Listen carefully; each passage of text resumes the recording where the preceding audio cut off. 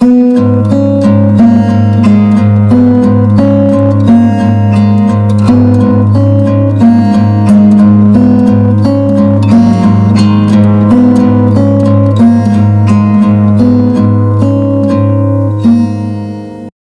Light marcou o ano de 2015 e o gênero de jogos de zumbis no mundo aberto, sendo um jogo incrível, com uma boa história, um protagonista que a maioria se apega e gosta realmente, um mundo aberto maravilhoso e uma novidade incrível para a época e até hoje, o parkour do game, que funcionava deliciosamente bem.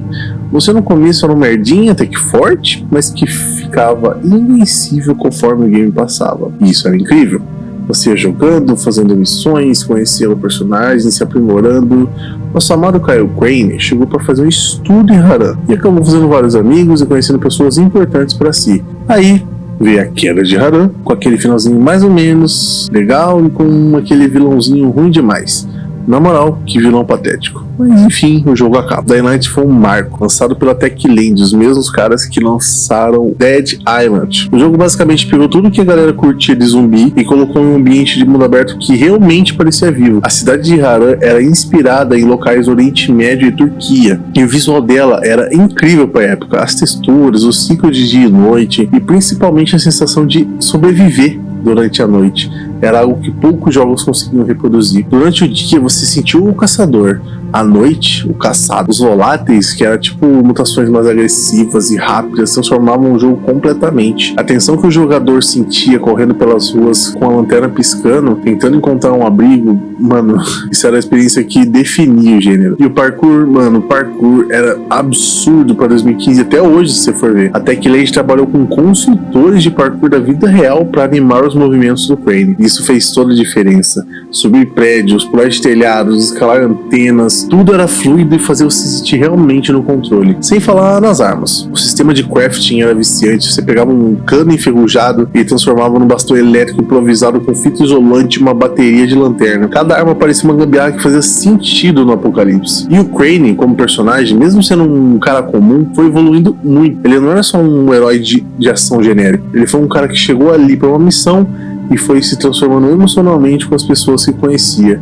Tinha a Jade, que acabou virando um vínculo emocional forte para ele, o Rahim, que ensinou as manhas de parkour, e Breck, o líder do grupo de sobrevivência. Esses personagens criaram laços reais com o jogador, com você que jogava. E apesar do vilão Rice ser realmente fraco, genérico e forçado, o resto do jogo compensava com uma imersão absurda. A trilha sonora era tensa na medida certa, o design de som deixava o coração batendo mais rápido toda vez que você ouvia um grito no escuro. E depois vem a continuação, o DLC The Following, que infelizmente eu não joguei, então não poderei dizer muito aqui.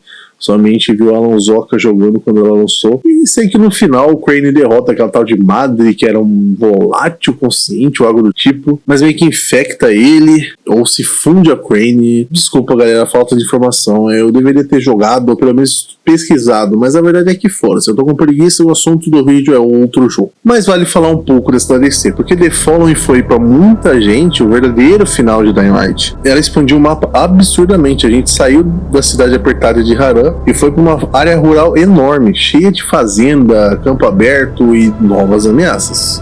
A grande novidade era o bug, o carrinho off-road que o jogador podia dirigir, tunar e usar como arma ambulante.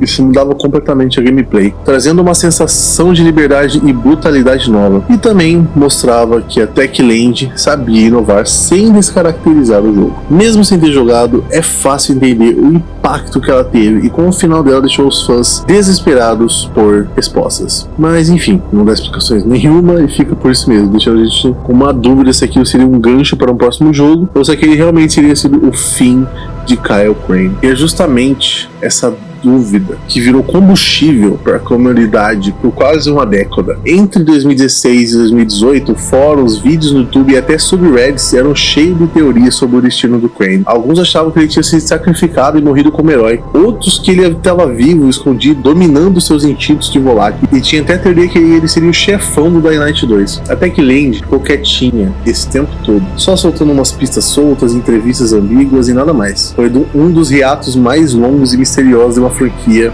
recente, e isso criou uma aura de culto em volta de Dying Light. Então esperamos muito, até que finalmente na falecida E3 do ano de 2018 anunciaram Dying Light 2, com um trailer muito pica, mostrando um pouco do novo local em que o game se passaria, sendo narrado pelo novo protagonista, o Aiden, mostrando um pouquinho de gameplay também, e uma mecânica nova que veio nesse jogo, que seria as escolhas, que influenciariam um pouco da história do jogo e em como a cidade ficaria, com o lançamento em 2022. O anúncio de Dying Light 2 na E3 foi um momento histórico. A Techland voltou com tudo, simplesmente tudo, mostrando um trailer cinematográfico que parecia coisa de filme, gráficos lindos, atmosfera densa e um clima mais sombrio do que o primeiro. O narrador era o novo protagonista Aiden, como eu disse antes, peregrino, basicamente um andarilho sobrevivente que atravessa cidades infectadas levando mensagens e suprimentos. E o cenário agora era uma cidade chamada Villedor, um lugar decadente, mas com uma verticalidade insana. O foco era claramente no parkour e na liberdade. O jogo prometia um sistema de escolhas que mudaria de verdade o mundo do jogo. Dependendo de quem você ajudasse, áreas inteiras da cidade mudariam. Facções ganhariam poder, rotas se abririam e até o comportamento dos infectados poderia ser afetado. Essa ideia veio com a ajuda de Chris Avellone, um dos roteiristas mais respeitados da indústria. Trabalhou em Fallout New Vegas, por exemplo, que já é um bom exemplo. Ou seja, até que a gente queria transformar Dying Light 2 num RPG de ação completo, com narrativa profunda e múltiplos caminhos. E naquela época, a galera ficou em êxtase. O trailer mostrava uma cidade lotada de detalhes, cheia de vida, com uma ambientação pós-apocalíptica de cair o queixo. O hype foi absurdo. Mas eu também não vou me aprofundar muito nesse jogo, afinal ele também não é o foco do vídeo. Mas eu queria entrar um pouco em uma pauta aqui. Dying Light 2 foi muito crucificado, tanto pela troca de protagonista, mas principalmente por mudarem muita coisa na gameplay. Deixarem coisas que tinham Dying Light 1 e não colocar no 2, enfim, eu até entendo o motivo do pessoal reclamar do que eles reclamavam na época, mas eu joguei o game desde o lançamento e eu simplesmente adorei. Claro que tinham muitas coisas enjoativas, muitas missões secundárias repetitivas, e quando lançou, não tinham voláteis por todo canto, e sim em determinados lugares, grupos de voláteis. Se você se baseia nessa época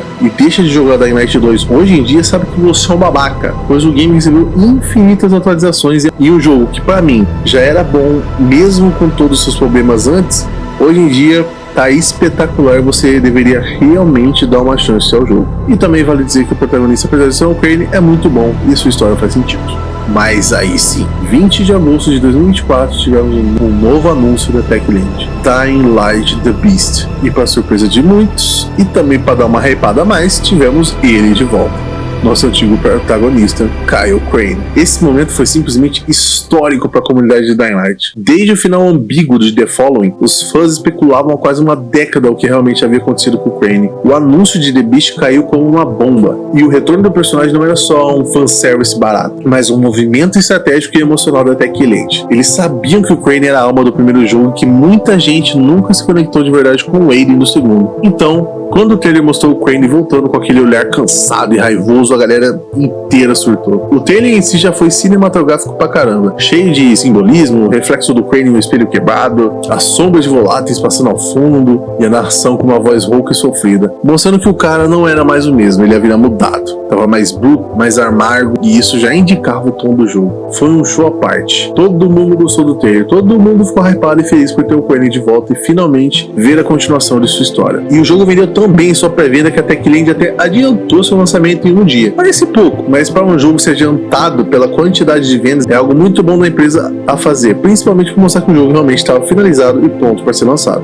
E isso mostra o quanto The Beast já nasceu com força. Normalmente jogos grandes são adiados por meses por causa de bugs e polimento. O oposto de que aconteceu aqui. A Techland dessa vez parece ter aprendido com os erros do lançamento do Dying Light 2, que saiu cheio de problemas técnicos. O adiantamento foi quase um toma aqui, a gente acertou dessa vez. A pré-venda bateu recordes internos da empresa e, segundo alguns insiders, The Beast teve o melhor desempenho de lançamento da história da Techland. E aí chegou setembro, já ali no metade do mês, acho que faltando uma semana pro jogo lançar, e eu descobri que por ter a versão Ultimate do Dying Light 2, eu ganhei o The Beast de graça. Eu fiquei feliz para um cacete.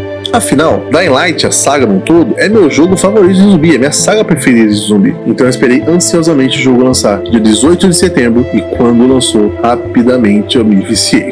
Eu tenho a felicidade de no meu trabalho CLT ser home office. então eu pude aproveitar bem do game todos os dias. Quando eu estava um pouco mais de boa no trabalho, eu ia jogando e me aprofundando mais no game. E por estar trabalhando, você pode pensar que eu perdia a imersão a todo momento, mas não, eu conseguia manter bem a imersão no game, pois o próprio jogo proporcionava isso. A gameplay é deliciosa, tivemos a novidade do modo fera, onde o Crane fica putaço e literalmente uma fera, onde ele sai socando tudo que vê pela frente.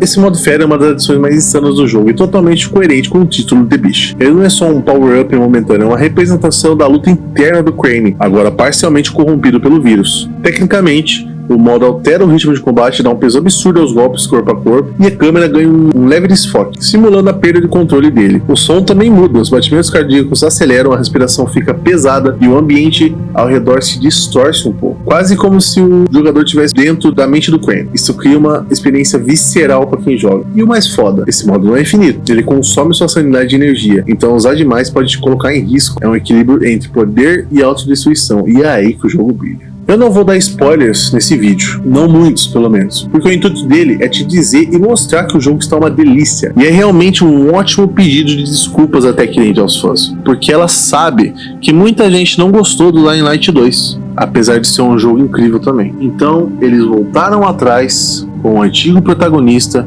para dar continuidade na sua história. E o que eles montam nesse jogo é maravilhoso. A história se monta de um jeito incrível. O que aconteceu com o Crane, você fica de cara, e conforme o jogo vai passando, você vai descobrindo mais e mais de uma forma muito dinâmica e divertida, e em que você não enjoa de jogar, que o jogo desenvolve bem em todos os aspectos. E aqui a Techland mostrou maturidade. The Beast é claramente um pedido de desculpas, mas não um pedido vazio, tipo, olha, trouxemos o Crane de volta, esqueçam o resto. Não, eles construíram um enredo que explica o que aconteceu com ele, conecta diretamente com o final de The Following e ainda dá sentido ao universo inteiro. O roteiro mostra como o Crane foi mudando, como o vírus afetou não só o corpo, mas também a mente dele. É quase um estudo de personagem dentro de um jogo de ação. A narrativa é densa, cheia de momentos emocionais e alterna entre flashbacks e trechos em tempo real para mostrar o conflito interno do protagonista. O jogo também te faz questionar, o Crane ainda é humano ou ele já virou a besta que o título anuncia?